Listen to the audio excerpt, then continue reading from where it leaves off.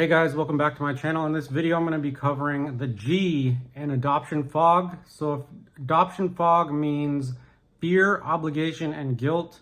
So for me, I can only speak from my experience being raised from infancy as an adoptee with not the most competent people in adoption surrounding me. I had to figure out over the span of my last, 40 years on this earth, what a healthy relationship is, what my boundaries are, and basically build my identity. And it's always going to be an ongoing process.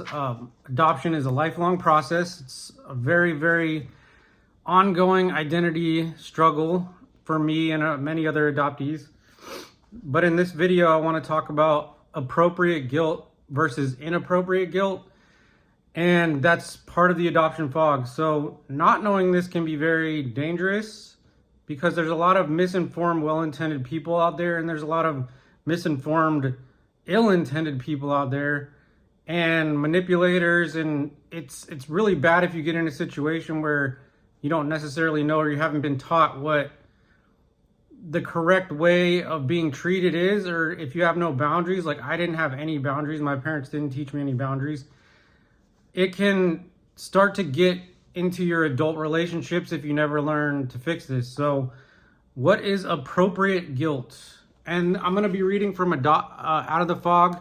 It's not an adoption book, but it's a narcissistic book.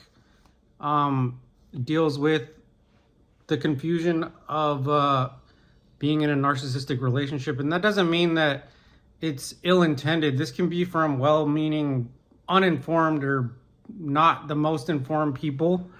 But it's by Morningstar, and this is on page 192. Appropriate guilt is when we feel bad for doing something wrong.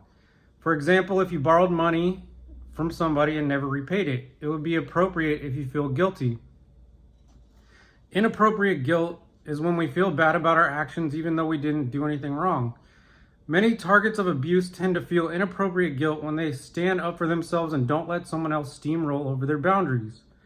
This inappropriate guilt is very common when targets cuts off contact with an abusive person and that abusive partner begs for a second chance or claims that they need them. So inappropriate guilt is often used to manipulate others into becoming flying monkeys for a narcissist to do their bidding and to push the target back into the relationship. The narcissist will next go to others around their target, and then using the same pity ploys will get other people involved in pushing the target and giving them a second chance.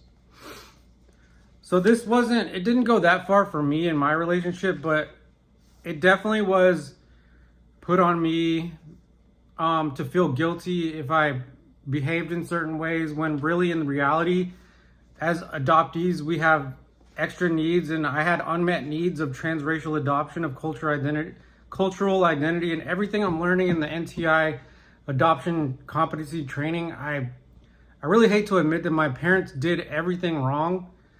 99% of the things you're supposed to do for a transracial adoptee, living in a diverse neighborhood, having friends of the different colors, the same color race as an adoptee, celebrating their culture, basically honoring their cultural identity in any way possible. They basically denied my culture, and I was the one to feel guilty about it. And I carried that guilt all the way up until now. I'm still dealing with it. And just so many more needs of relinquishment, the grief, the loss, unacknowledged grief that is lifelong if you don't learn how to deal with it in childhood. It doesn't just magically go away, and I'm still left to deal with that. And this is what happens when you don't have the most confident or competent parents in adoption. The loss and grief, if denied, can become part of your life as an adult and turn into emotional problems, relationship problems, and mental health problems. So this is why I believe in taking the free adoption competency training. It'll be in the description below. I'm not affiliated with anybody or connected to anybody, but I really hope this helps. I hope this video helped get some clarity on what part of a healthy relationship is and cleared up some adoption fog. Thanks. I'll see you in the next video.